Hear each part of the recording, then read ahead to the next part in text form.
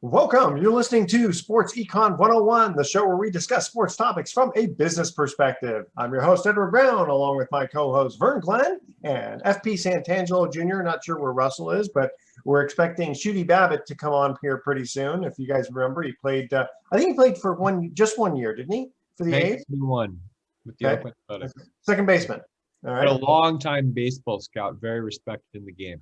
Exactly. Speedy infield. I think he's the father of a baller. Been around the game a while. Exactly. So I thought it'd be kind of fun to have him on because I have a quick Shooty Babbit story to relate once he joins us. Okay, very good.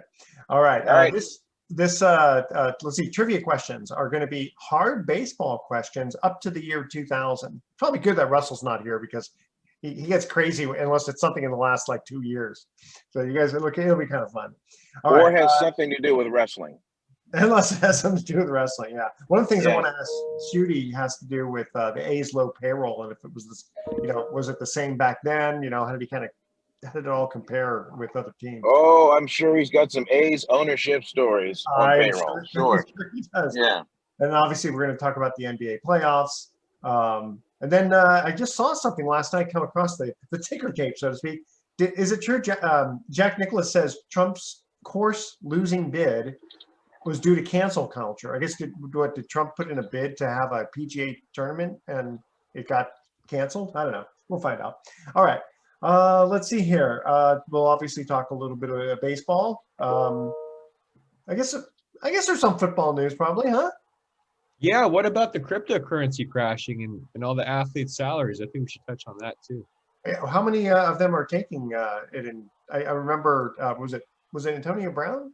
No, it was Odell Beckham Jr. Odell Beckham Jr. That's right. Okay. Contract. But a few NBA players took contracts with just Bitcoin, and my goodness. Oh, okay. This segment of Sports Econ 101 is sponsored by Pacific Private Money. Check them out. PacificPrivateMoney.com. Still paying on investments, paying at least 6% secured by real estate.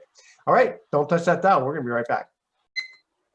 Welcome back to Sports Econ 101. Edward Brown along with Vern Glenn and FP Santangelo Jr.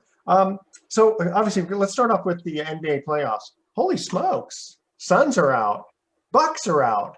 Oh, and it seems like the Warriors were the only ones that had kind of a dominating, so to speak, just from the standpoint that was, it was 3-1.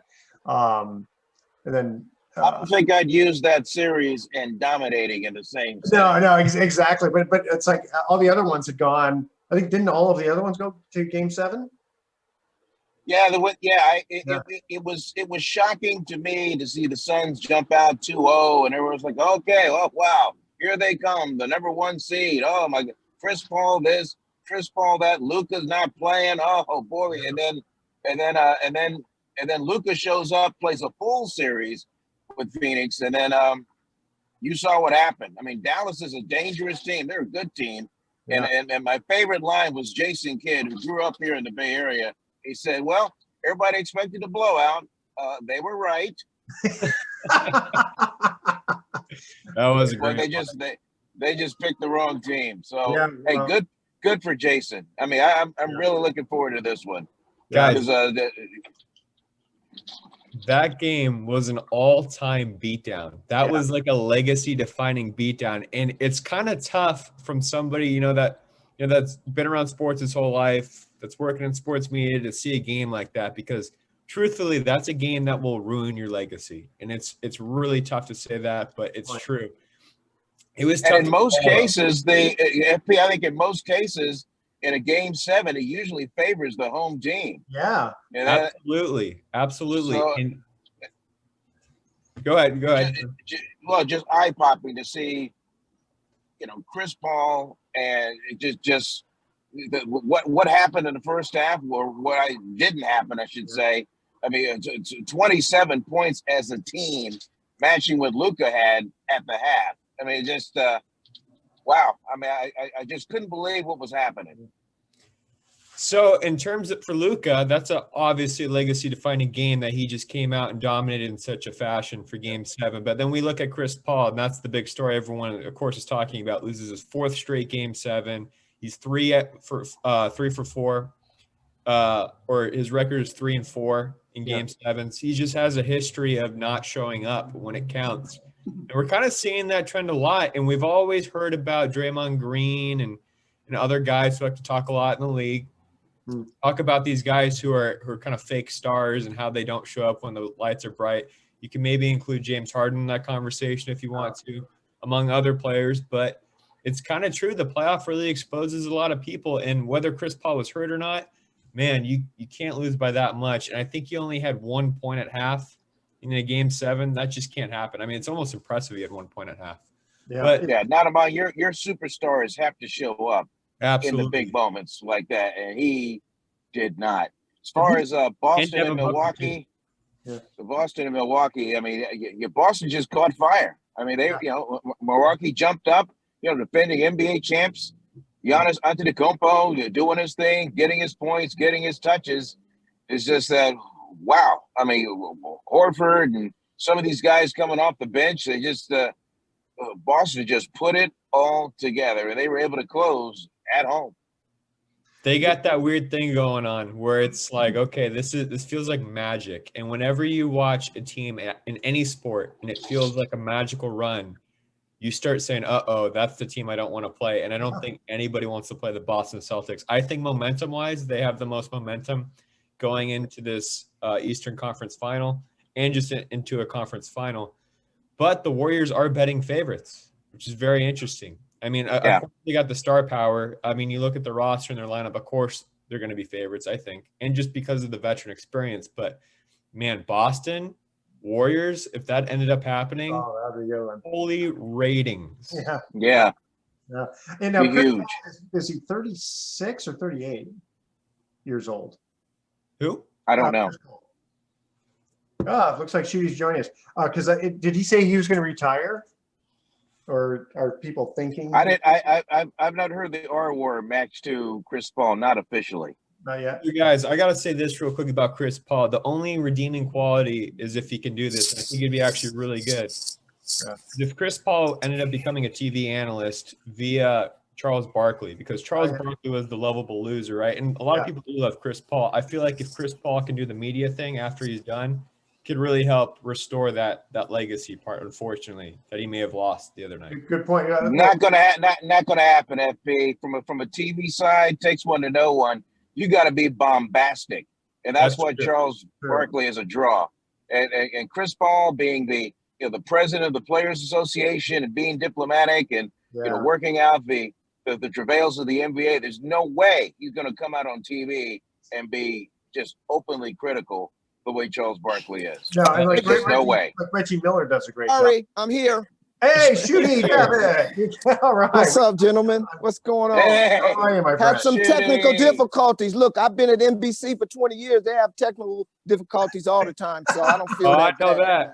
I know that. Yeah, exactly. Good morning. Sorry for being, technical That's all right. difficult. We're But it's just- all good. Okay. Not a Yeah. problem. We're just Hey, talking a little basketball. Hey, Yeah, we don't mind. We don't mind you coming off the bench, Shooty. well, thank you. That's First not of at all, it would be disrespectful if I didn't say thank you for having me on. Second of all, Vern Glenn, you are truly my hero, man. You are a man of class, a man of dignity, a man of hustle. You check all the boxes, man. And you have inspired me in ways you don't even know, bro. So I'm happy to be on with you. Finally, I don't know what it takes to get on the show with you. You have all these other busters around here on with you sometimes, I know just as much about sports as they do. So it's all good. Yes, you do. Yes, you do. But man, thank you for having me today too. Well, you can't. Thanks for the kind word, Shooty, and checks in the mail. Yeah, right on, bro. You can't see it. So I've heard. Gary Radner's told me that for years. I still haven't even got a Cam t-shirt. Oh my goodness. Oh my goodness. So Vern and Shooty, you can't see FP and I because we're actually on the Zoom call, but we're both kind of shaking our heads yes when you're praising Vern because he's. And here's the thing: is that Vern and I have known each other for many years, and it's only been in the last, I don't know, you'll have to tell us, Vern, how many years you've actually had to do your own camera work as well. That started in 2005. That was a cost-cutting move by Cron at the time to go one-man band, which is what I'm on my way to do right now. And it just took a little while for the other stations to catch on and figure out, they should be doing the same thing. But now all the stations have one-man band personalities, just turning content. In fact, I'm going to do today's. I'm going to a golf shoot because KPIX Channel 5, we got the PGA Championship coming up this weekend. So Sales has sold a couple of post-round shows called the Par 5, and so I'm on my way to do a feature on a 100-year-old golfer down in Menlo. Wow. So yeah, we're gonna meet on the tee box, and we're gonna hit a few balls and tell a few stories. And we'll run that this weekend. Beautiful. Wow. I think I can only shoot my age if when I turn 150, then I'll be able to shoot my age. We have for the audience who just joined us here, Shooty Babbit, former second baseman for the Oakland A's.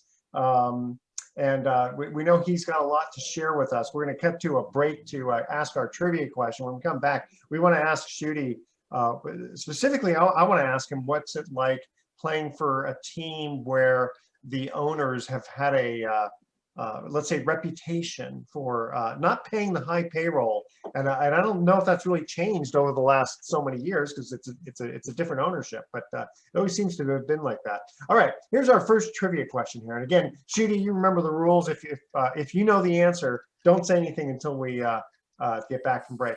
Okay, as of the 2000 season, who was the only National League third baseman to win 4 batting titles? All right, and extra points if you can name the American League, who as of 2000, who won 5 batting titles. But specifically, we're looking for National League to have won 4 batting titles as of the year 2000. And I'll give you a hint, it's not Pie Trainer. All right, stay with us. You're listening to Sports Econ 101. We'll be right back. Welcome back to Sports Econ 101. Edward Brown here, along with Vern Glenn, FP Santangelo Jr., and our special guest, Shooty Babbit. All right, guys, as of the 2000 season, who was the only National League third baseman to win 4 batting titles? Chipper Jones. No. Tony Gwynn. Tony Gwynn? He didn't play third base. That's right. I know. I thought it was Mike Schmidt, but that's not the answer. It was Bill Madlock. Okay. Bill Madlock, Pittsburgh Pirates. Yeah, wow. And didn't he play for the Giants first, right? And then we traded him, if I remember correctly. So he won it in 75, 76, 81, and 83. Okay, extra special points. How about the American League? What third baseman won 5 batting titles? Wade Boggs. Wade Boggs. Very good. There we go. There we go. Okay. So Ding, Shooty, ding, ding. Shooty, you played in the what was it, the early? I played in 81. 81 in Oakland, yes. Okay. And the ownership, were they as let's say cost conscious as they seem to be now with player salary? I think what you have to do, looking back over the history of the Oakland A's organization, there's different has been a different process for each ownership. I mean, Charlie Finley had pretty much been the owner when I was drafted as a high school kid, and I had a scholarship to go to UCLA, and I thought I, had some bargaining power. And when Mr. Gwynn came into my home to sign me, I was a 25th round draft pick, so I still figured I'd be able to, have some leverage. And when I told Mr. Gwynn, when he gave me the offer that he did, I told him, how about you go back to Mr. Finley and tell him I have a scholarship to go to UCLA? You think he'll give me more money? He said, no, he's going to tell you to go to college. So that's how he was. But he also had a team that won 3 championships, and he had good players, and you can't argue with that. This has always been a small market. When I was aboard and got my opportunity to play in the big leagues, we had great ownership. The Hoss family had just bought the team. Roy Eisenhardt and those guys were just happy to have the club. They let Billy Martin take the reins of things. He went down through the minor leagues and wanted to find out what they had. I had not had a great minor league season, but I did enough to stay alive, fighting off high draft picks. And he came down to instruction league, and I stole 39 bases and 39 attempts, and he invited me to big league camp, and the rest was a wrap. I went and took me a job and I end up playing in the big leagues. So you have to understand my approach to this whole thing right now is that it's a great opportunity. I always say it's the land of opportunity in Oakland, because if you get off, you can get your dream on and you can get paid. So it's no secret what's going on. There's a lot of high political minutia going on right now, and it's way over my head. So I'm just hoping that they find a way to keep the team here. It seemed like the thing what happens now, this day and age, if you have a team, you can build it, or you have a new stadium, you can build it within a village, and you make money around the village because of the people coming to the stadium. I'm all for that because it would help the people in Oakland. But to answer your question in short, which I know I gave you more than what you asked for, I'm just saying that it's quite obvious. Our owner has money. Mr. Fisher has paper. Old Navy has made a lot of money, but some of these people are in the business to make money, and most of them don't love baseball as much as they love their money. So depending on who you are and what you have a lot to do with it, man. So, I mean, everybody can't say, hey, okay, I don't want you no more. Take your $40 million and go home. That's more than our whole payroll. You know, with the man in with the Mets, I worked for the Mets for 12 years. And man, look here, I can write off everything. Fly swatter, write it off. They don't care. But were you a scout for the Mets? No, it's different. I'm not going to scream on the Oakland A's, brother, because they're giving me an opportunity for 43 years to live, my life and my dream. And I understand. We talking to the man of everything, Vern Glenn. We don't care. Just give me a chance. I don't have to give the party. I can get my boogie on in the corner. Just let me come in the door. I mean, it is what it is. I spent a lot of time in the minor leagues around the country, scouting minor league players. When I come to the Oakland Coliseum, it's the big leagues, bro. I don't care. Ain't no league bigger than that league right there. So you have to be thankful for where you are, man. The A's fans have been as loyal. I commend the people and the era of people that have followed this club. I worry for every team because baseball fans are different now, and you have to love the game to attend the game, to keep up with baseball. And there's so many other things that are out there for people to get involved in. If you're not playing catch with your son, or if he's not out in the street playing catch with his friends from the neighborhood, everybody don't like to go up to the wall like F.B. Tangelo Jr. done and play catch with yourself and emulate being his dad, or emulate, it ain't happening no more. So I don't know. People are always going to come back. How's it going to come back when most people are worried about how much food they have on the table and how much costs for gas, let alone pay for a travel team and uniforms? Yeah, because the A's, how many fans are getting a game now? Sooner or later, bro. You know what I mean? Yeah. How many fans are showing up? What, man? It costs $30 to park at the Coliseum. Yeah. You even got into the game. That's only 5 gallons of gas.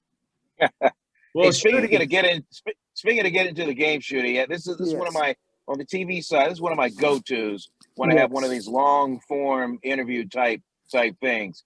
Please, if you will, give us, being a Berkeley High guy, give us your call-up story. Oh man, it was. Hey, Shooty, we lost you for a minute. Yeah, it sounds like your phone just went out, Shooty. Yeah, it's amazing the things that you learn. He was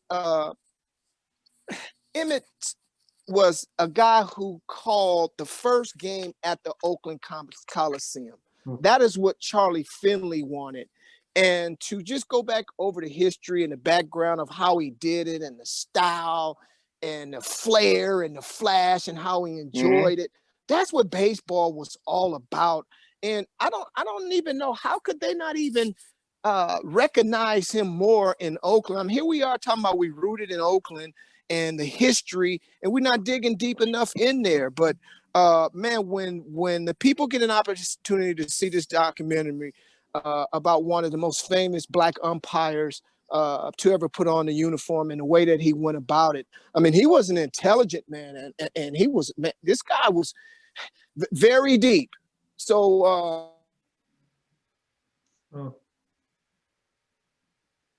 Shooty, you're kind of cutting in and out a little bit. I don't know what happened. Yeah, I don't know. I'm not sure. Back, You back, know, we got you. you know, it's crazy too, and I don't remember how many Kansas City A's were on the Oakland A's team when they won the championships, 72, 73, 74. I mean, I still remember that like it was yesterday. We were big A's fans. Because didn't they move in 67 or 68? 68. 68. I mean, 68. 68. 4 Yeah. years. 4 years later, and boom, they're winning championships. I mean, they were okay in Kansas City, but nothing really spectacular. But I still remember, this is Sal Bando and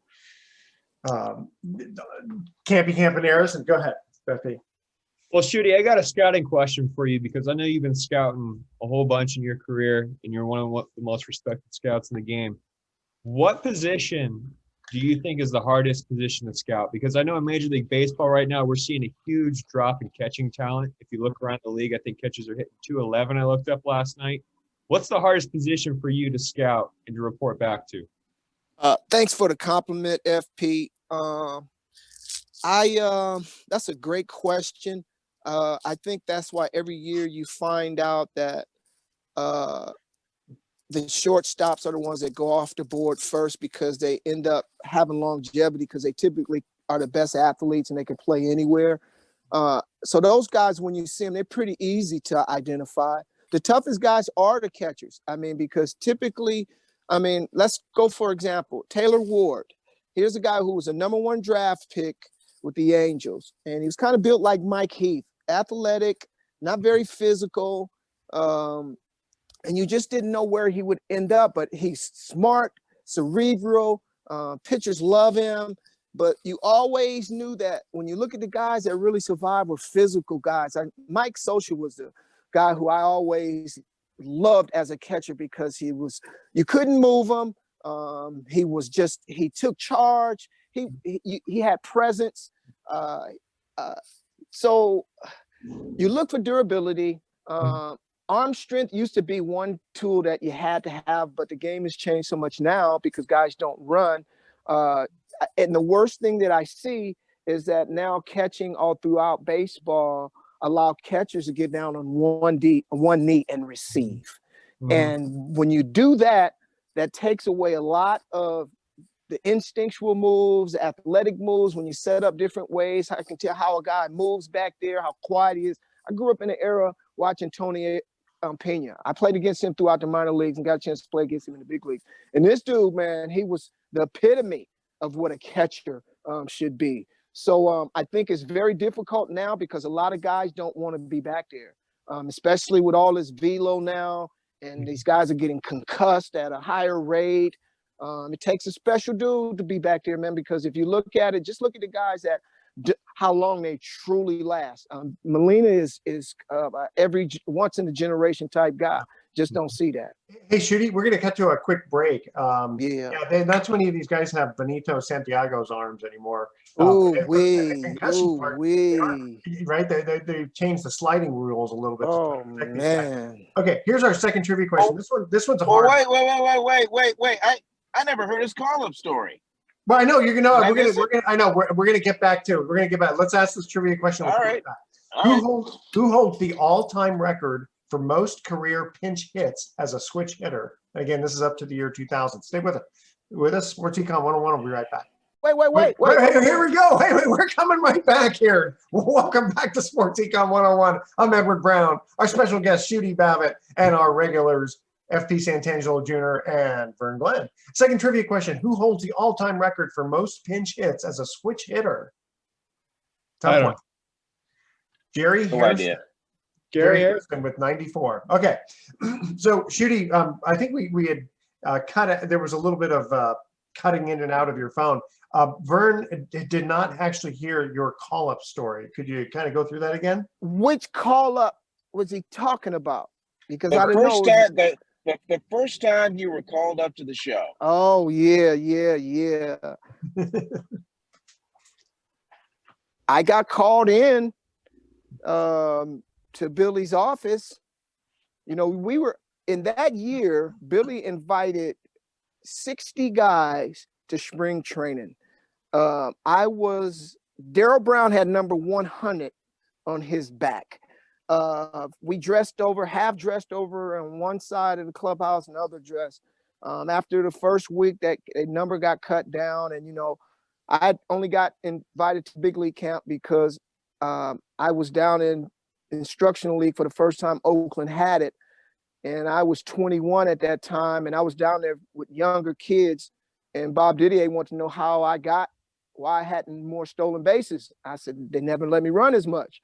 So he said, I'm gonna help you, pile them on down here and give you some technique. Well, I stole 39 bases in 39 attempts, and I got invited to big league camp. And so I was getting limited time. Brian Doyle just came over from the Yankees. They had won the World Series, so he was country clubbing, coming in, playing 3 innings. I wasn't getting much look, and then he wanted to go get his legs rubbed, and so I started being his caddy.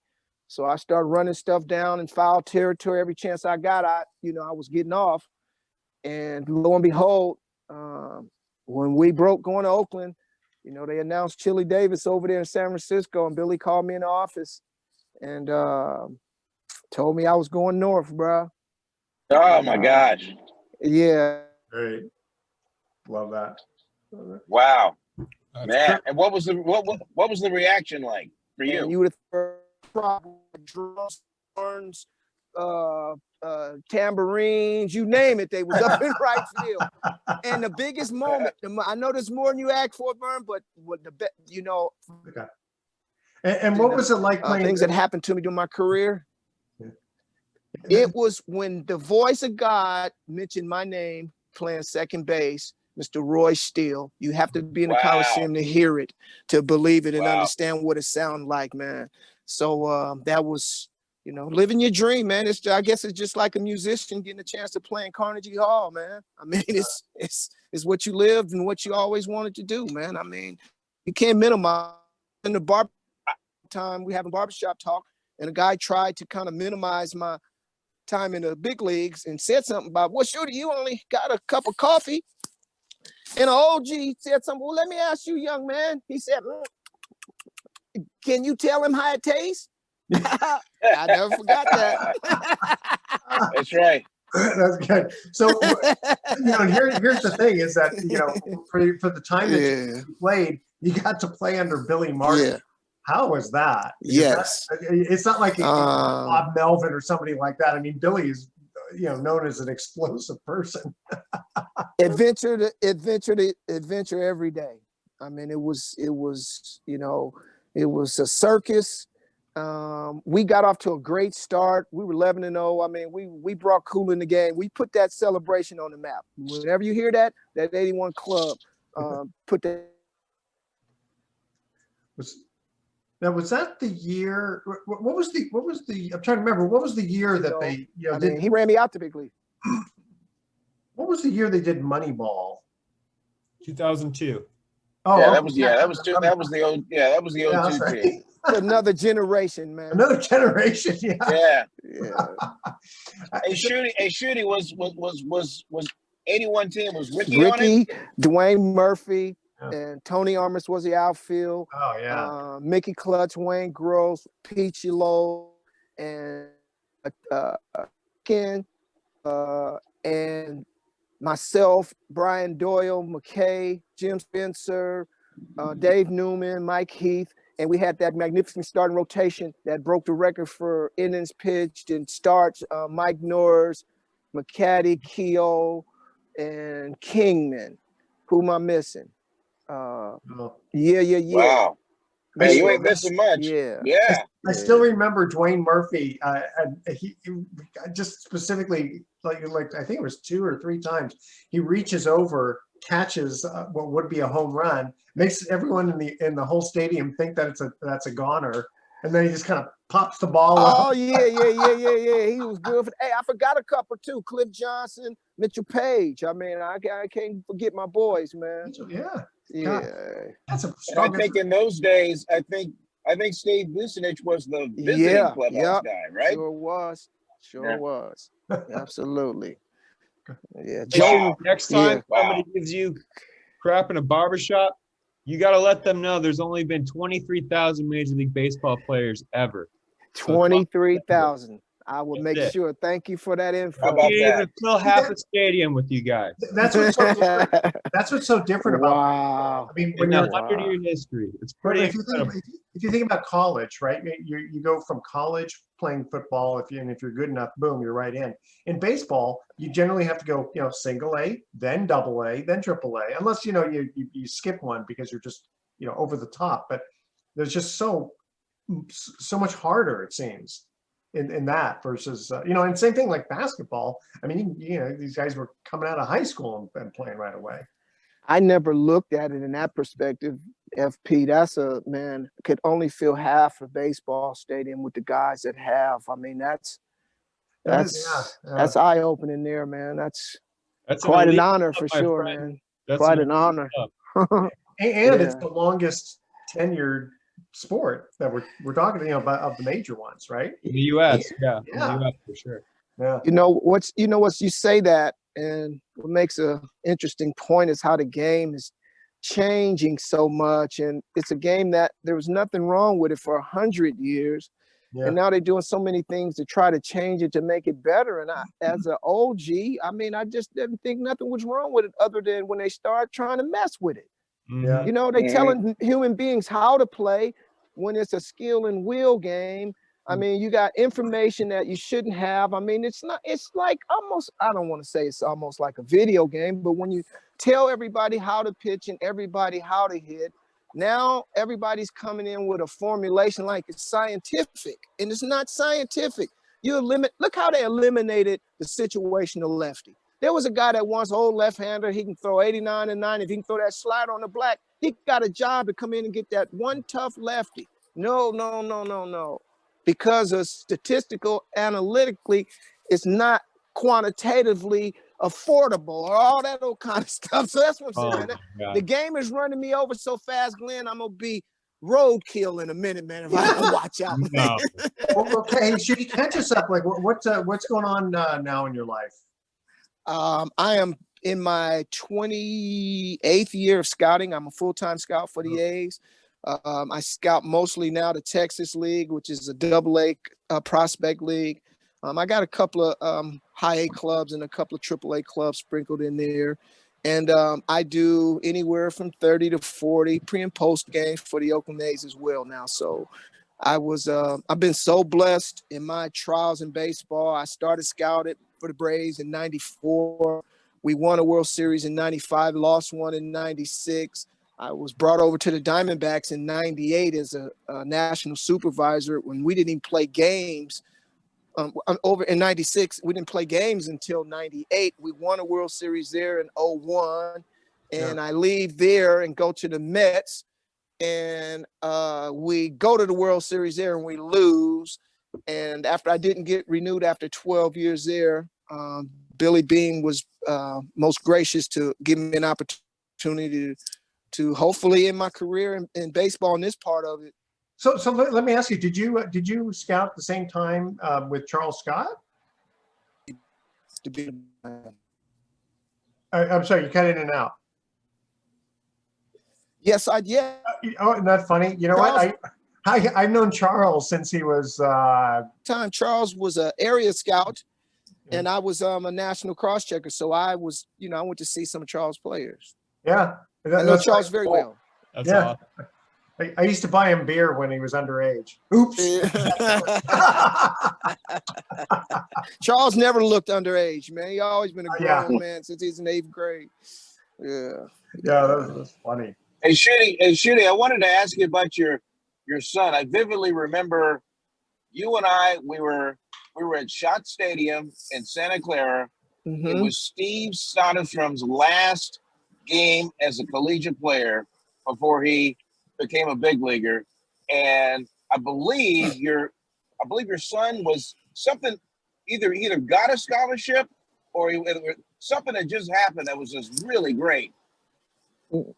I'm trying to think which one of my sons it was, because Miles, my youngest, first I was talking about my oldest son. My son Zachary went to the Academy of Arts University and played over there, got drafted by the Dodgers.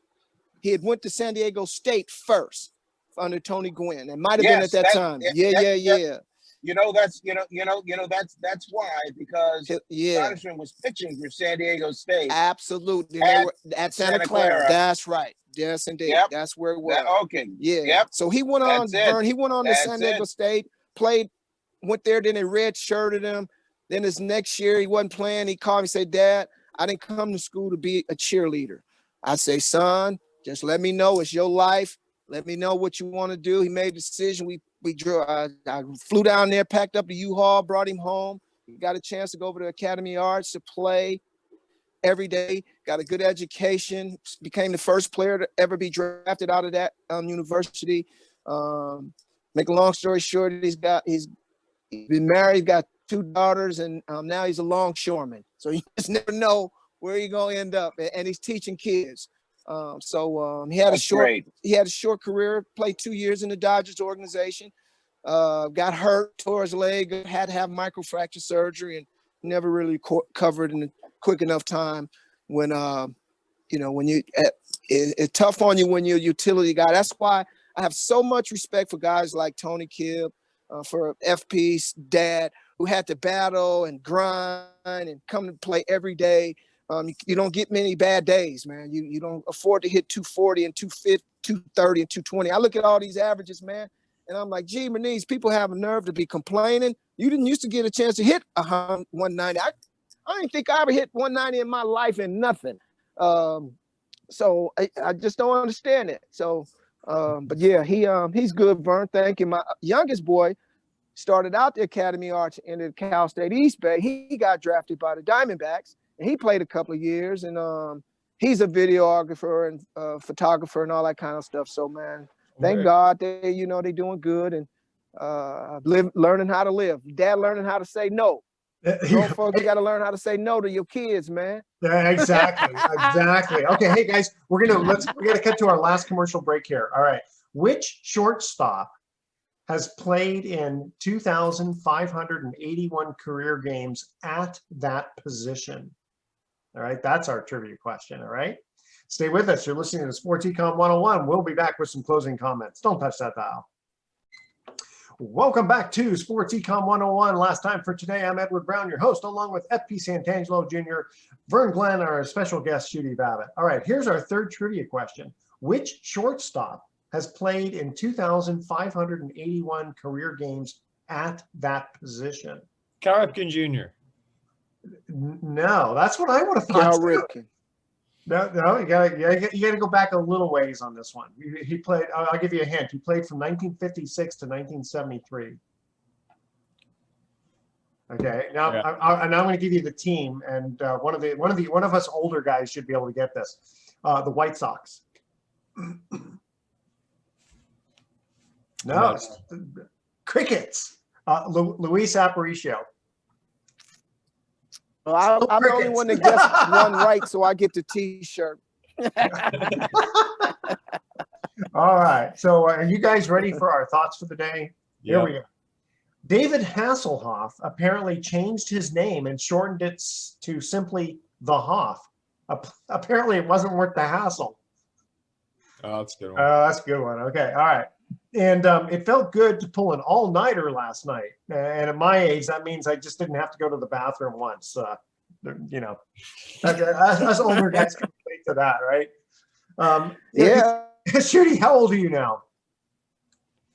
63. 63. Okay, I'm catching up. I'm going to surpass you pretty soon. I just turned 62 a couple of months. Oh yeah. It's going all downhill from there, bro.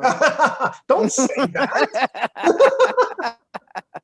All right, everyone out there, tune in next week to Sports Econ 101. We'll be discussing sports topics from a business perspective and asking more sports trivia questions. Thanks for listening. On behalf of our team, I'm your host, Edward Brown. We'll see you next week. So long.